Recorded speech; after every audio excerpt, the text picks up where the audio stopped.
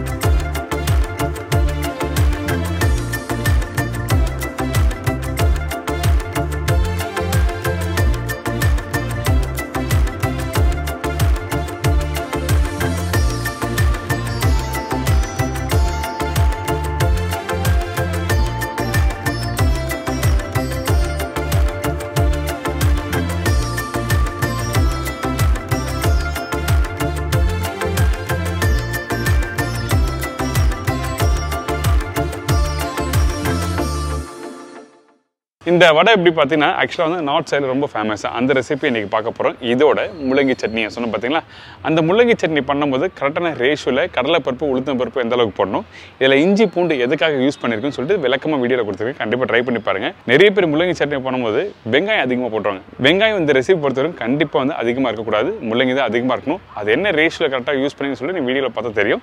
இப்போ இந்த ரெண்டு ரெசிபிக்கு தேவையான பொருட்கள் என்னென்ன பார்த்தலாமா? முள்ளங்கி சட்னிக்கு தேவையான பொருட்கள்: முள்ளங்கி 1/2 கிலோ, கடலைப்பருப்பு 3 டேபிள் ஸ்பூன், உளுத்தம் பருப்பு 3 டேபிள் ஸ்பூன், சின்ன வெங்காயம் 15லேருந்து 20 நம்பர், காய்ந்த மிளகாய் 10லேருந்து 15 நம்பர், பூண்டு 10 பல்லு, இஞ்சி 3 சின்ன துண்டு, பச்சை மிளகாய் 2 நம்பர், புளி 2 சின்ன துண்டு, கருவேப்பிலை தேவையான அளவு, கடுகு 1/2 டீஸ்பூன், உப்பு தேவையான அளவு, நல்லெண்ணெய் சமைக்கிறதுக்கு தேவையான அளவு. இதாங்க இந்த ரெசிபிக்கு தேவையான பொருட்கள். ஃபர்ஸ்ட் நம்ம என்ன பண்ணுறோன்னா, இந்த மண் சட்டியில் கொஞ்சம் நல்லெண்ணெய் ஊற்றிருக்கேன். இந்த நல்லெண்ணெய் கொஞ்சம் லைட்டாக சூடு ஆகும்போது கடலைப்பருப்பு உளுத்தம் பருப்பு போடுறோம். இதில் கடலைப்பருப்போட உளுத்தம் பருப்பு கொஞ்சம் கூட இருக்கணும். நீங்கள் வீட்டில் எந்த ஒரு சட்னி பண்ணாலும் கடலைப்பருப்பு உளுத்தம் பருப்பும் ஸ்லோ ஃப்ளேமில் வறுத்துட்டு ப்ரிப்பரேஷன் கம்ப்ளீட் பண்ணால் நல்லாயிருக்கும். இதுக்கு பிறகு பச்சை கருவேப்பிலை. இந்த பச்சை கருவேப்பிலை போட்ட பிறகு காஞ்ச மிளகாய் போட்டிருக்கேன். காஞ்ச மிளகா கொஞ்சம் கூட போட்டிருப்பேன். எதுக்காக இந்த மாதிரி அதிகமாக போடுறாங்க கேட்டால் காரணம் இருக்குது. இந்த முள்ளங்கியோட கொஞ்சம் புளியெல்லாம் போட்டு குக் பண்ணுறோம் பார்த்தீங்கன்னா, அந்த டைமில் கொஞ்சம் காரம் இருந்தால் நல்லாயிருக்கும். அதனால தான் இந்த காஞ்ச மிளகா அதிகமாக போட்டிருக்கேன். இதுக்கு பிறகு முழு பூண்டு இஞ்சி போட்டு நல்லா வதக்க ஆரம்பிங்க. வதங்கி வர டைமில் இந்த மாதிரி கரெக்டாக ஒரு 30 to 40% அளவுக்கு அந்த கடலைப்பருப்பு உளுத்தம் பருப்பு வதங்கிருக்கணும். அதுக்கு பிறகு தான் பச்சை மிளகா, சின்ன வெங்காயம், முள்ளங்கி போடுறோம். நீங்கள் நல்லா வறுத்துட்டு அதுக்கு பிறகு முள்ளங்கி போட்டு பண்ணிங்கன்னா இன்னும் கொஞ்சம் கலரை மாறிடும் அந்த கடலைப்பருப்பு உளுத்தம் பருப்பும். அதனால் 30 to 40% அளவுக்கு வந்த பிறகு தான் இந்த முள்ளங்கியை போட்டு திருப்பி குக் பண்ண ஆரம்பிக்கணும்னு சொல்கிறேன். இப்போது இந்த முள்ளங்கி நல்லா பொடிசாக கட் பண்ணி வச்சுருக்கேன். அதே டைமில் நல்லா வாஷ் பண்ணிட்டு பீல் பண்ணி எடுத்து தான் யூஸ் பண்ணுறோம். சில பேர் முள்ளங்கி தோல் க்ளீன் பண்ணாமல் அப்படியே கட் பண்ணி போடுவாங்க.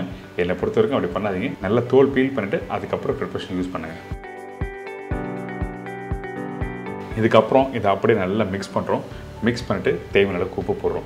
இந்த முள்ளங்கி வேகிறதுக்கு ரொம்ப டைம் எடுக்காது. அதிகபட்சம் ஒரு 5லேருந்து 6 நிமிஷம் குவான்டிட்டிக்கு ஏற்ற மாதிரி டைம் மாறும். இதுக்கப்புறம் புளி போட்டிருக்கேன். புளியோட அளவு நான் 2 சின்ன துண்டு சொல்லியிருக்கேன்ல, அதாவது லைட்டாக அந்த புளிப்பு தன்மை தெரியணும். அந்த காரம் தான் ஃபஸ்ட்டு தெரியணும். லைட்டாக, அதாவது 0.10% அளவுக்கு புளிப்பு தன்மை தெரிஞ்சால் மட்டும் போதும். அதுக்கேற்ற மாதிரி நீங்கள் போடலாம். இப்போ இந்த புளியெல்லாம் போட்ட பிறகு லைட்டாக வதங்கி வர டைமில் இந்த கடலைப்பருப்பு உளுத்தம் பருப்பு பார்த்தீங்கன்னா கொஞ்சம் கலர் மாறுதா, அதாவது முள்ளங்கி வதங்கி வர டைமில் கொஞ்சம் 60 to 70% அளவுக்கு கலர் மாறி இருக்கும். எதுக்காக ரொம்ப ரொம்ப இம்பார்ட்டன்ட் கொடுத்து நான் அப்படி சொல்கிறேன் கேட்டால் காரணம் இருக்குது. நீங்கள் ப்ரிப்பரேஷன் முடித்த பிறகு அந்த கடலைப்பருப்பு உளுத்தம் பருப்பு நீங்கள் சாப்பிடும்போது நல்லா கடக்கு முடக்குன்னு இருக்கும். அதனால தான் இந்த மாதிரி சொல்கிறேன்.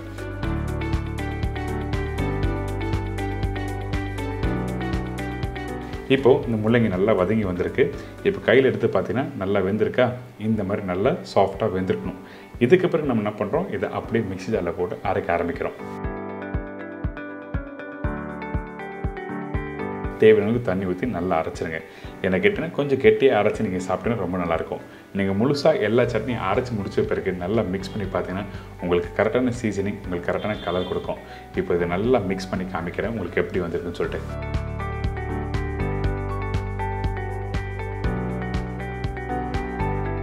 பார்த்தீங்களா, இந்த மாதிரி கலர் தான் வரணும்.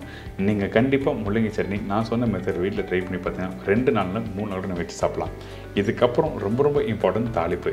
இதில் கொஞ்சம் நல்லெண்ணெய் ஊற்றிருக்கேன். அதுக்கு பிறகு கடுகு, உளுத்தம்பருப்பு, காஞ்ச மிளகாய், பச்சை கருவேப்பிலை இதெல்லாம் தாளிப்பாக போட்டு நல்லா மிக்ஸ் பண்ணிவிட்டு இந்த சட்னியில் அப்படியே போட்டு நல்லா மிக்ஸ் பண்ணி சாப்பிட்டு பாருங்கள். அடடா, அருமையான சட்னி சொல்லுவீங்க. அந்தளவுக்கு ஒரு சூப்பரான சட்னி. ரொம்ப இம்பார்ட்டன்ட். நான் திருப்பி சொல்கிறேன், நீங்கள் வீட்டில் சட்னி பண்ணும்போது தாளிப்பு ரொம்ப முக்கியம். அந்த தாளிப்பு கரெக்டாக போட்டு மிக்ஸ் பண்ணிவிட்டு அதுக்கப்புறம் தான் சாப்பிடணும். இல்லைனா நீங்கள் ஜஸ்ட் லைட்டாக வதக்கிட்டு அப்படியே நீங்கள் சாப்பிட்ட மாதிரி இருக்கும். துவையல் கான்செப்ட் போய்டும். அதனால தான் இந்த மாதிரி தாளிப்பு போட்டு சாப்பிட்ணுன்னு சொல்ல வரேன்.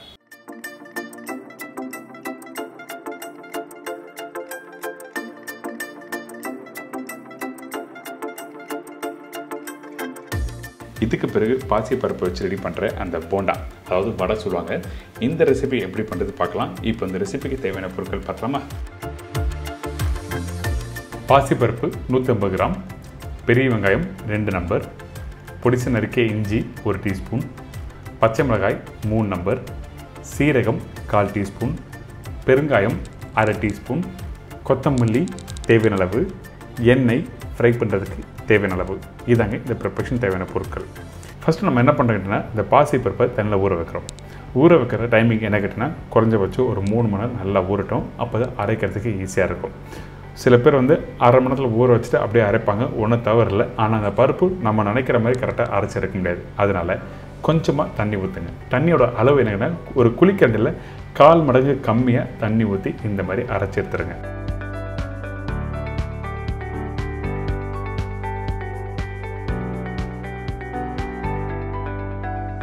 அரைச்சி எடுத்திங்கன்னா இந்த மாதிரி கெட்டியாக விடும். திருப்பியும் சொல்கிறேன், தண்ணியாக இருந்ததுன்னா நீங்கள் ஃப்ரை பண்ணுறதுக்கு ரொம்ப கஷ்டமாக இருக்கும். அதே டைமில் எண்ணெய் பிடிக்க ஆரம்பிக்கும். அதனால் இந்த மாதிரி அரைச்சி முடித்த பிறகு பொடிசை கட் பண்ணி வச்சுருக்க வெங்காயம், இதுக்கு பிறகு பொடிசை கட் பண்ணி வச்சுருக்க கொத்தமல்லி, அதுக்கப்புறம் பொடிசை கட் பண்ணி வச்சுருக்க இஞ்சி, சீரகம்.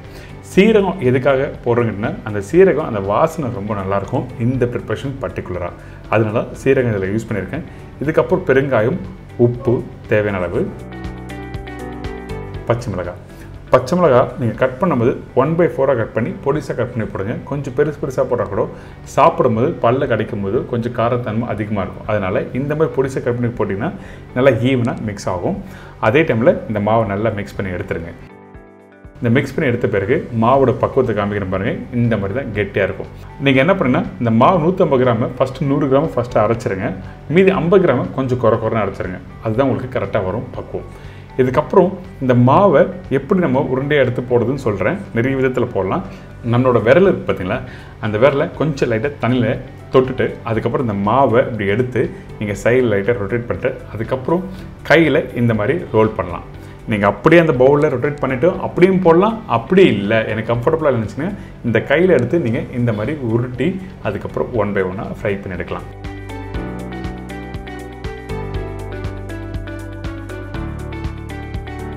ஸோ இன்றைக்கி தெரிஞ்சிருக்கோம் இந்த தால் பக்கோடா எப்படி பண்ணுறதுன்னு. இதுக்கப்புறம் இன்னொரு முக்கியமான விஷயம், தால் பக்கோடா சொன்ன உடனே ஆயிலில் ஃப்ரை பண்ணும்போது கவனிக்க வேண்டிய விஷயம் என்ன கேட்டிங்கன்னா, இந்த தால் ப்ரிப்பரேஷன் எண்ணெயில் வேகிறதுக்கு கொஞ்சம் டைம் எடுக்கும். பர்டிகுலராக இந்த பாசிப்பருப்பு குறைன்னு அரைச்சிருக்கும் பார்த்தீங்களா. அதனால் நம்ம என்ன பண்ணுறோம், எண்ணெய் சூடாக இருக்கணும். அதுக்கப்புறம் மீடியமான ஃப்ளேம் வச்சு நீங்கள் ஃப்ரை பண்ணி எடுத்திங்கன்னா உள்ளெல்லாம் நல்லா வெந்திருக்கும். ஒன்றும் பதே அரைக்கிறது வந்து சீக்கிரமாக வெந்து வந்துடும். இதே கொஞ்சம் நைஸாக அரைக்கிறது ஸ்லோ ஃப்ளேமில் ஃப்ரை பண்ணணும். இன்றைக்கி தால் பக்கோடா நம்ம வீட்டில் இருக்க பொருளை வச்சு ஒரு ஈஸியான ஸ்டைலில் சொல்லி கொடுத்துருக்கேன். கண்டிப்பாக ட்ரை பண்ணி என்ஜாய் பண்ணுங்கள்.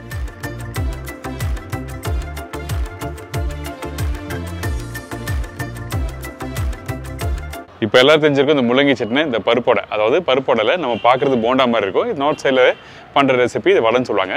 இந்த 2 ரெசிபியும் வீட்டில் ட்ரை பண்ணி பாருங்கள். நம்ம வீட்டில் இருக்க பொருள் வச்சு சொல்லி கொடுத்துருக்கேன். அது மட்டும் இல்லை, இந்த முள்ளங்கி சட்னி நீங்கள் மார்னிங் பிரேக்ஃபாஸ்ட்டில் பண்ணுற இட்லி, தோசை, பரோட்டா, அதுக்கப்புறம் பூரி எடுத்துகிட்டு சொல்லுங்கள், ரொம்ப அருமையாக இருக்கும். இதே மாதிரி நாளைக்கு இன்னொரு அருமையான ரெசிபி சந்திக்கிறேன். நன்றி, வணக்கம். See you, bye, take care.